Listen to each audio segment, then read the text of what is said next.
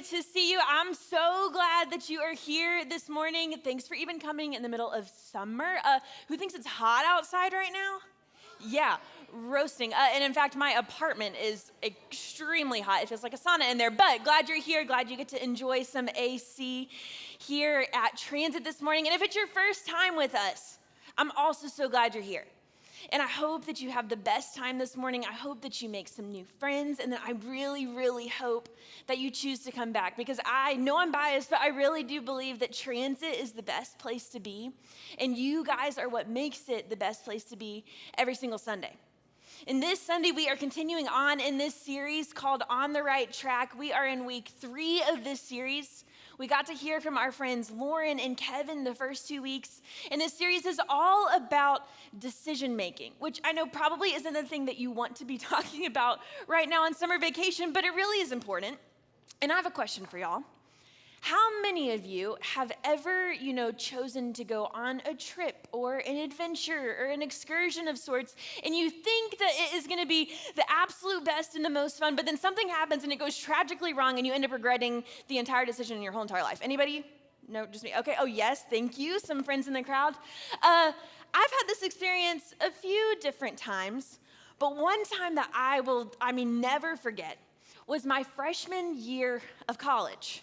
Which, your freshman year of college or high school, you're trying to, figure things out. You're testing the waters a little bit, trying to find your place. And so that was me.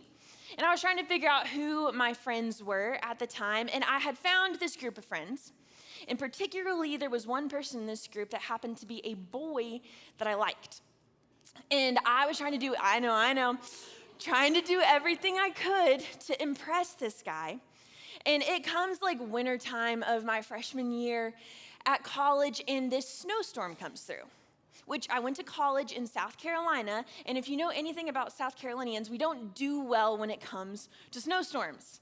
Either they overreact and the whole entire city shuts down and the roads are perfectly fine, or they just don't have the equipment to clear the roads, and so it actually becomes pretty dangerous out driving. So we had gone with the option of everything in the city is going to shut down. No one is going to be out. They canceled my classes for the day. And so I'm hanging out with this group of friends and with this boy that I liked. And we get a little bit bored. There wasn't that much to do with everything shut down. So we're like, what if we went on, a little trip? Took a little excursion off campus here, and we for sure hopped in this guy's 1998 Honda Civic, which, if you know anything about that, not the best car to be going on a snow excursion in. We hop in this car and we start driving, just trying to find some place to go in town, some place to hang out, and everything's shut down. She's like, what do we do now? And we start driving, and we come to this place in the city of Greenville, and it's called Paris Mountain, which really is more like a hill than a mountain, but that's besides the point. So we see Paris Mountain, you're like, you know what? It's getting close to the time that sunset is gonna be happening. How cool would it be to drive all the way up there and watch the sun set on the snow? Great idea. What could possibly go wrong in our 1998 Honda Civic? So we start driving, heading towards this mountain, and start going up it. And the roads are icy. Like, it's not an ideal terrain to be driving on, but we're doing okay. And we go around a corner and another corner, kind of over the edge of the mountain. And the car is struggling a bit, but we're still making it. And we finally make it up to the top. And we get there and we come to this kind of gated community of sorts, but we can see down the hill. I'll put a picture up here. You can see down the hill that there's kind of like a little cliff down here, but the sun is setting, and it looks stunning. And so we're like, hey, let's go check this out. So we get out of the car, we begin walking. If you're wondering, this is the guy that I liked at the time right there. We begin walking down this cliff, and we're like, dang, this is so cool. Why don't we bring the car down here? Don't ask me why. So we walk back up this hill, get in his car, drive all the way to the edge of this cliff, and are just hanging. Honestly, some of the best pictures I've ever taken on an iPhone have come from this adventure, but we're just chilling there. And then it's time to go home, and we get back in the car. He gets back in the driver's seat, start the car, and then the wheels just start spinning. And what's happening is there's no longer any traction between the wheel and the ground, and so we're stuck. But what we had also missed in this particular part of the mountain is that there was a no trespassing sign. So as we're sitting there and the wheels are just spinning and spinning and spinning and we can't get out of it, all of the neighbors from the surrounding houses begin to come out and find us with our car in a place where we were very much not supposed to be. And they didn't know who we were, they didn't trust us, so they start threatening to call the police, which somehow we managed to talk them out of, and we convinced them just to let me call my dad, which that was a humbling experience, to come and drive up the mountain and basically tow us out of here. But why do I tell you this story? The point is, all of these decisions that I made that you guys are going, oh, dang, like, why'd you do that? It seems so obvious now that, like, why in the world would this have been a wise idea? Why would we have been on the right track in this? And I'm like, man, Ashlyn, like, you're so dumb for doing that. But in the moment, it wasn't so clear. In the moment, there was adventure on the other side. There was fun on the other side. There was me trying to impress this guy on the other side. And so I came up with all of these justifications to make this decision. And at that time, those justifications seemed to outweigh any danger that might have been there, any consequences that I might have gotten. And yes, I'm talking about a snow story here, but truth of the matter is that happens a lot of times in life.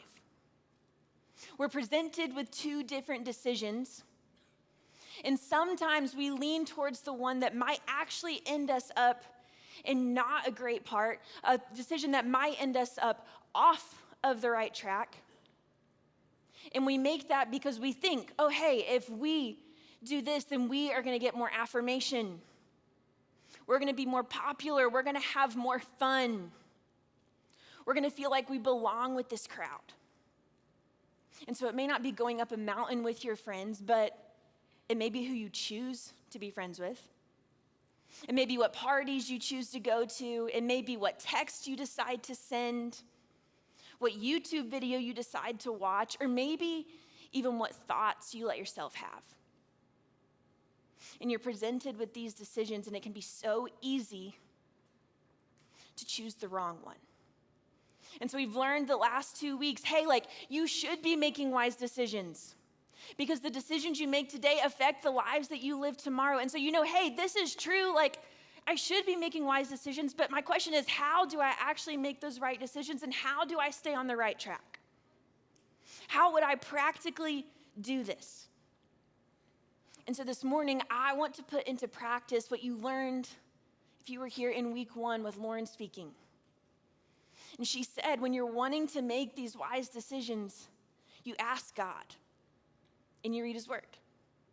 And so we're going to be looking at the book of Proverbs again, which, to give a little bit of a recap of who the author of Proverbs is, it's a guy named Solomon, who at the time was a king and a ruler over so many people, and God gave him one thing. He said, hey, you can request anything in the world. What would it be? And Solomon requested wisdom and the ability to lead these people well. And so God granted him that wisdom, and he was the wisest man at the time. And he wrote this book called Proverbs that we can read today. And so I want you to see what he says in Proverbs 27:12. It says, the prudent see danger and take refuge, but the simple keep going and pay the penalty. And now at first glance, you see two different options here. One leads to danger, or one is basically a retreat from danger, and then the other is a penalty that you would have to pay. And if I'm just thinking about it, I want to be the one that is retreating from the danger. I want to be safe. I want to be secure. But what do the words prudent and simple mean? Prudent is simply someone who shows a lot of care to the decisions that they make. Someone who is thinking forward, thinking about what consequences might lie ahead. Someone that has the ability to be able to make the wise choice based on the outcome that they know could happen.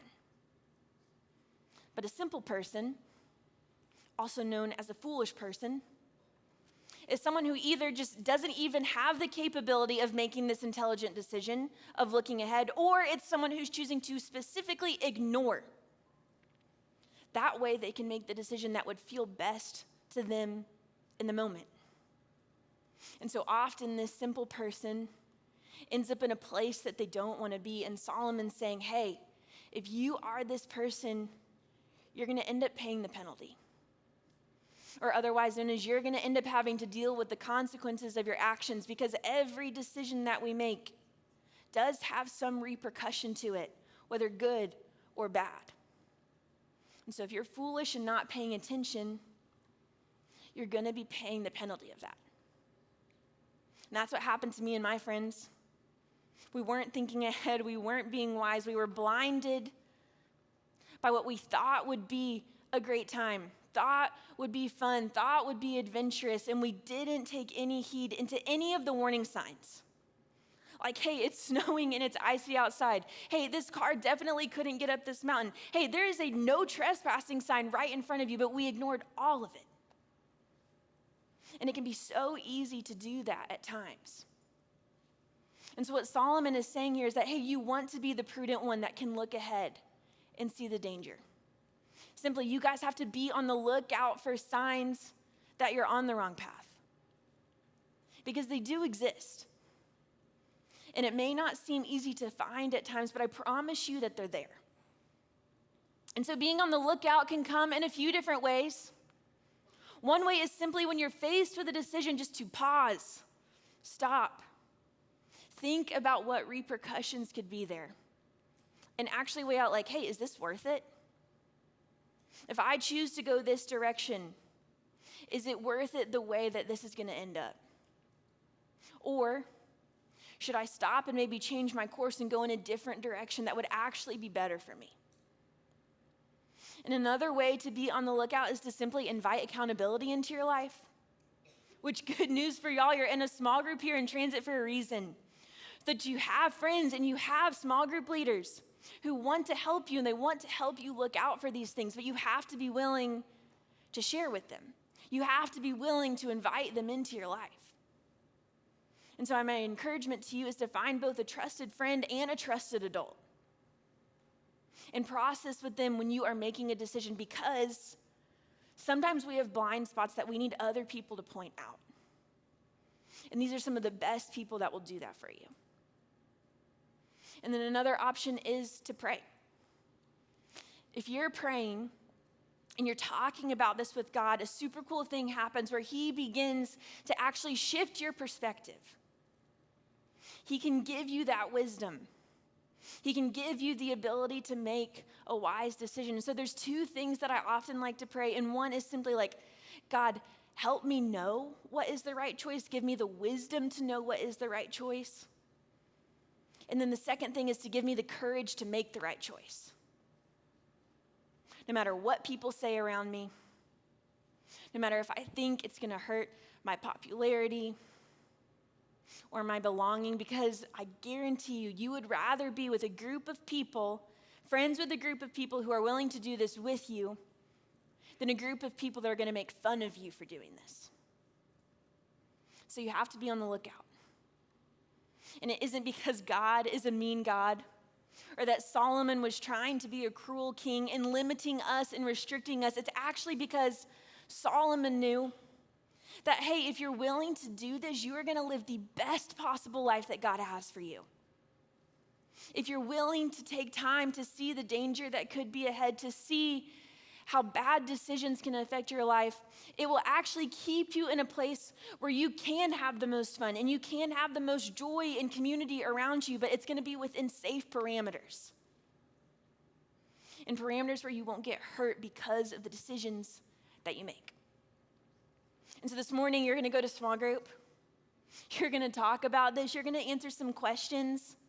And you're going to get to see those two prayers that I talked about of God, give me wisdom and give me courage. And I would encourage y'all to lean in and to talk about what it's like each and every day in the summer and during the school year to make good decisions. And then you're going to walk out of Transit today with another one of those reading cards that gives some Bible passages for you to look at this week that will also help with being able to be on the lookout. So let me pray for us. Then I have a question for you, and you'll go to group. God, I thank you so much for this day, and I thank you so much for each of these students and that they chose to be here at Transit today. And God, I ask that you would give them wisdom to make good decisions. And then I ask that you would give them the courage to follow through on those decisions. Because I'm so confident that you are a good God and that you have the best in mind for them. And so I ask that you be with them in small group time today, that you help them to have good discussion, and that you help them to just build relationships with each other and with you. And I thank you so much for who you are to us and what you've done for us. In your name I pray, amen. So as you go to group, I want you to think about this question. What road sign do you see people ignore the most?